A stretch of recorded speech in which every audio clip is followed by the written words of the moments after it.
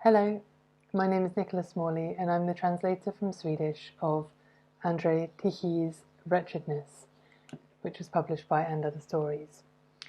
This is a really phenomenal novel about class and exclusion and social mobility and the pitfalls of social mobility, the realization that even if you are the benefactor of social mobility, there are people that you've left behind, and you could just as easily have been one of those people if things had gone differently for you.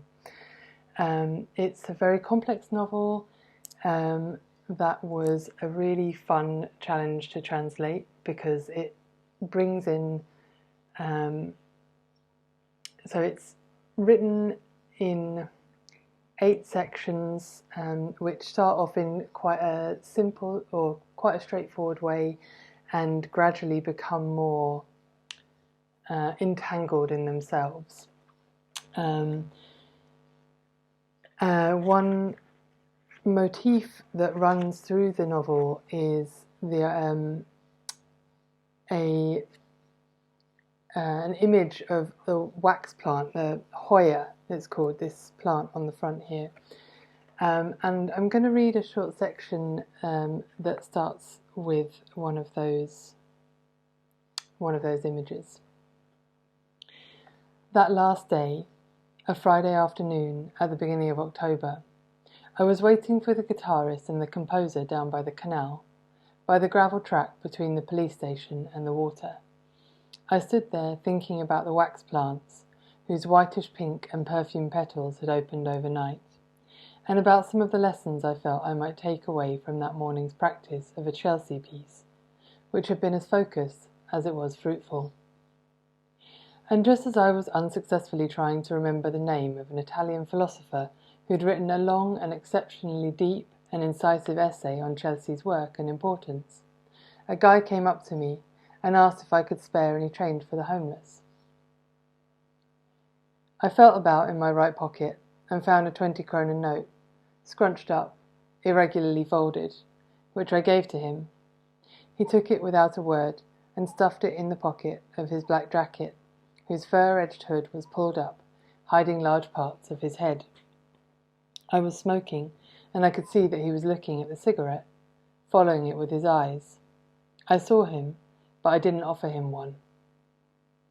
I looked back at him, looked him straight in the eye, and I wasn't afraid. He was a young guy, really thin, frail. I thought, if he tries anything, I'll knock him down, no problem. Even if he has a knife or a gun. He was still looking at the cigarette as I brought it to my lips. I took a drag and then let my hand drift from the lower part of my face down to my stomach, approximately level with my navel, and I saw his eyes follow the movement. I exhaled. Smoke, an ember, paper and tobacco. I could have offered him a cigarette, but I didn't think of it. He could have asked, but he didn't. And I saw he was looking at my bike, which was leant against the wooden bench behind me, or perhaps it was a utility box. Then he said he'd been beaten up in the night, the previous night. He said, I don't know where I'm going to sleep, and I got beaten up yesterday. He said someone had hit him in the ribs and the face. I looked again, and now I saw it, a bruise and a little graze on his left cheek by his cheekbone. I asked, Who beat you up? He said something I didn't understand. He said a name. His tongue moved in his mouth. I asked why, and he said something about them getting drunk too much. He said, He's a whore.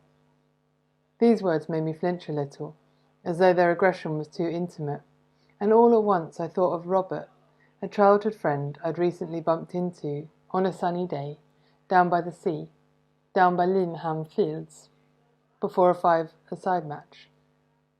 We hadn't seen each other for years. He was big and well-built now, no longer the gangly teenager I remembered, and he told me in a neutral tone, with no shame or swagger, that he'd been inside, that he'd stabbed a guy with a screwdriver when he was interrupted during a robbery. He did a few years, got out, and got a job at some factory making optical equipment or whatever. He said it was cool now. It was good to have a job. I told him briefly what I'd been doing the last few years. I mentioned the adult education classes, the Academy of Music, and my life as a freelance musician. "It's cool," I said, adding that I guess it must be nice to have a permanent job. He said it wasn't permanent.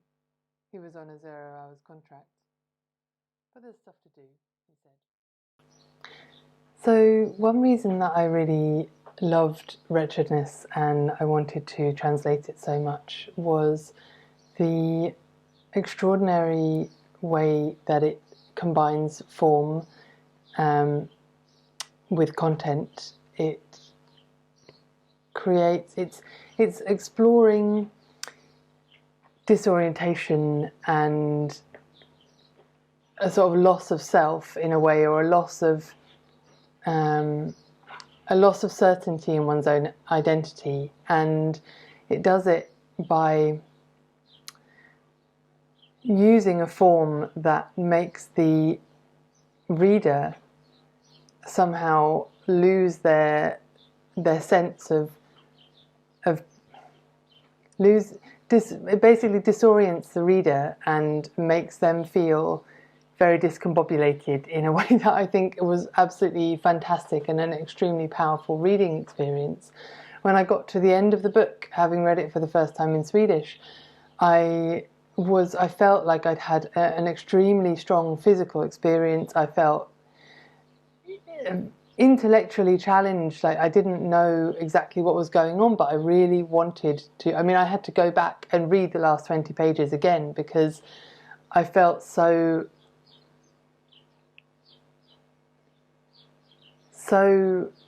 caught up in it, really.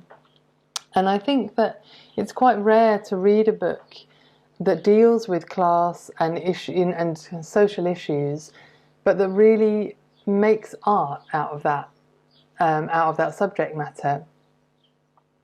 I'm not so much a fan of kind of kitchen sink drama style, and this for me was the first time I've read a book about class that really made me wake up and have some understanding of, or have some be able to relate in some way to the experience of the characters.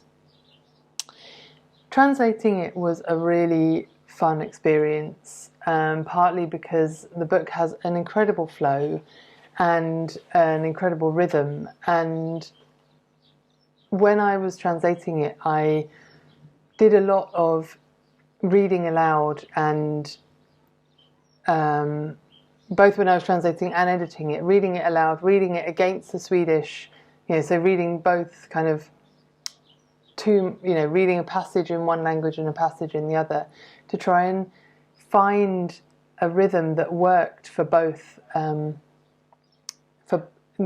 that approximated the Swedish rhythm in English. And it was a really fun experience. It's also something that I'm very interested in, kind of multilingualism in literature, and that's something that Tichý does really well. He uses different languages spoken in the communities that he's talking about, or the friendship groups that he's characterizing. He uses the different languages that they speak to really create a sense of inclusion and exclusion, and belonging for the characters. And I think that's something that happens very much in the world, but it's something that you rarely see depicted in literature. And it was something that was very challenging and very fun to translate. And Andrzej definitely helped me a lot to kind of understand what the words meant that he was using, and to understand how they were used and what their significance was. That was really enjoyable. I